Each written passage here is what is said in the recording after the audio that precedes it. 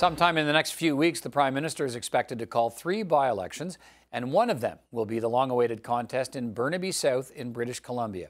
And the NDP candidate there will be the party's federal leader, Jagmeet Singh. He's hoping a win there can reverse a steady stream of poor poll numbers and dismal fundraising and put the party on a steadier footing for the upcoming election campaign. Let's talk about all of that with Jagmeet Singh. Jagmeet Singh, first of all, good to see you again. Good to see you too. Thanks for coming to speak with me. Before I talk about 2018 and what's to come in 2019, let's talk a little bit about the news of the day here. What are your thoughts on what now seems to be a tit-for-tat retaliation here between China and Canada, with the Chinese detaining a Canadian ex-diplomat? How concerned are you about this? We have to keep rule of law top of mind. There's a rule of law that needs to be followed when there's these type of circumstances, and that needs to be followed and maintained and protected in these circumstances. The extradition, if that's going to happen, will happen with all the due process that is attributed and should be available to anyone that's in this circumstance. How should we respond to this? If they've taken a Canadian in China and detained that Canadian because they're not happy with us following the rule of law, what do we do? In this case, we've got to make sure that we do everything we can to ensure that the safety of any Canadian citizen and someone who's served for the country, absolutely we've got a responsibility to ensure that their safety is paramount, but we also have to remain very firm and clear on our support for and protection of the rule of law. How do you feel about, this has raised the conversation around Huawei again and concerns about security in this country. The government's doing a review to look at whether or not it should be banned, as some of our Five Eyes partners have done. Conservatives say Huawei should be banned. What's the NDP view?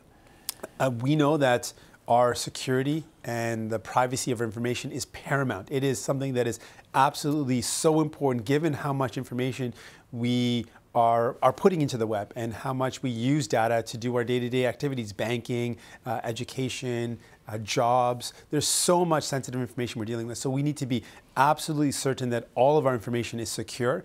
The information that we have around the security concerns around Huawei, make it very clear that that is not something that we should be, that's not the direction we should be headed. We should be protecting our security. Right, so ban them or not ban them? Yeah, I think that we need to review it, and I think we should look at banning it, like other jurisdictions have done. Okay, let's talk about you and the NDP. 2018, I think fair to say, hasn't been the kind of year you would have liked to have seen for the party in terms of the polling numbers, growth of the party, fundraising, and so on. Why do you think that is? Well, on those metrics, there's been, you've pointed out some concerns, but on a lot of points, we've raised a lot of really important issues. We have recent big wins with Romeo Saganash and putting forward a very thought leadership and in fact transformed a piece of legislation around recognizing the United Nations Declaration of the Rights of Indigenous People. We've got work like Gord Johns on his work on putting forward a ocean plastic strategy to prevent what we're seeing, massive dumping of plastics in the ocean. We see significant steps forward from many of our members. We recently pushed for amnesty for those who were charged with personal possession of cannabis, and that push and that proposition that by Murray Rankin resulted in the Liberals then moving to at least pardons, which is not the full solution, but at least they've shown some initiative to take a step forward. So we've been pushing on a lot of fronts, and I'm really proud of the work that we've done. So you've been pushing on a lot of fronts, but you go from a party that's polling in the low to mid-20s to a party polling in the mid-teens. How do you explain that? Are you not concerned that you've got a message that you're having trouble getting people to listen to it?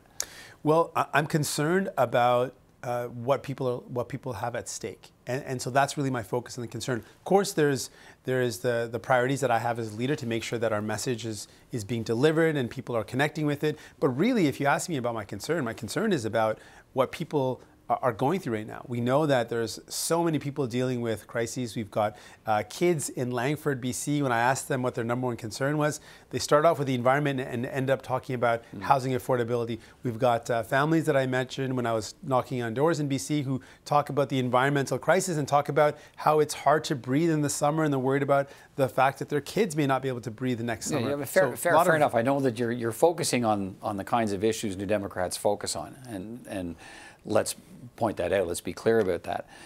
And I guess it comes back to where you are in the polls, where you are in the political landscape in this country, and the concern that how do you ensure that the things you talk about make you the champion of those people? Because right now the polls suggest you're not. You're talking about the issues, but they're not responding with support.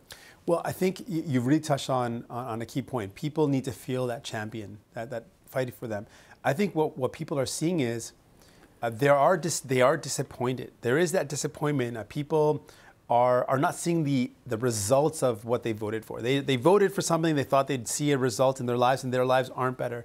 We're seeing now coming up to the holiday season, Oshawa, in Montreal, and in Nova Scotia, a lot of workers who are actually going to see either losing their jobs entirely or they're being asked to significantly reduce their salaries. This is not what people hope to see going into the holiday season. So there's a lot of disappointment around what this government's been doing to actually help out workers. Right, but how do they pivot to you? Well, I'm actually saying we got to pivot to those people. We've got to talk about those people and talk about what they're going through. So every time I get a chance, a platform, I want to talk about what those people are going through. So for example, in Nova Scotia, we've got folks that are faced with massive job loss where Servicon is leaving, a company is leaving that had serviced this community of Sydney for so many years.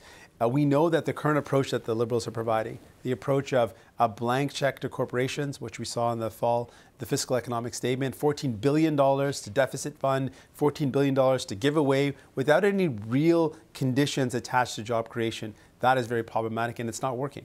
Okay, well, let's talk about, you've lost 9 MPs since the last election. And when I look at, here's what I see when I look at those 9 MPs. I see veteran MPs who in all likelihood probably had a better than not chance of repeating as winners in those ridings, but they're leaving. Why do you think that is?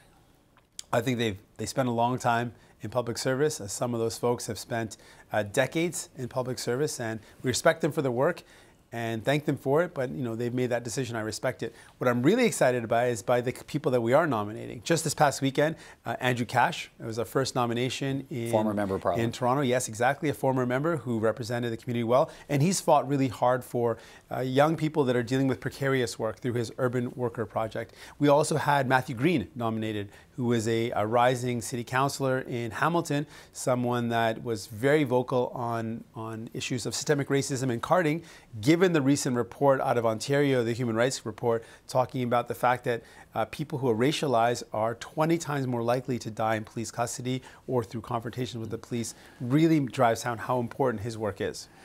I mean, we've talked about a lot of stuff here, and I guess my point, that one of the things I suppose if there was ever, you've talked about the issues, if there was ever a time for people to turn to the NDP in greater numbers, this might be it. The plant closings you've talked about, the job losses you've talked about, the fight over climate change, the fight over carbon taxes.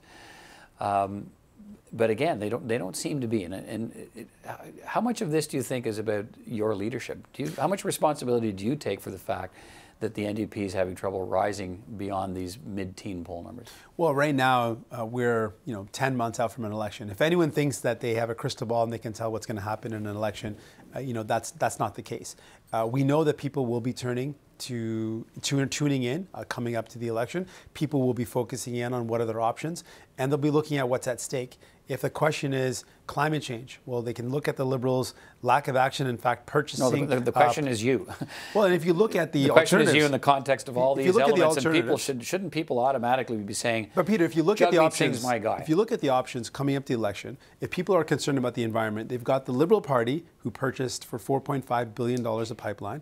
They've got Conservatives who are saying, we don't care about the climate and we're not concerned about climate change. And they've got New Democrats who've said very clearly, we are committed and dedicated to making this a priority and fighting to actually. You think that's your path? Once people start to pay closer attention, you think absolutely it'll become more natural to see you as the. Well, people are going to look at the contrast. When we talk about things like medication and the fact that millions of Canadians have to make tough choices between purchasing medication or necessities of life like heating for their homes or food, they look at the Liberals are proposing to study pharmacare, and we're saying we need to immediately include medication, as all other nations that have a universal healthcare system have done, into our system, into our healthcare system, making sure that every Canadian has access to medication when they need it. Let's finish on this. Let's look ahead to next year.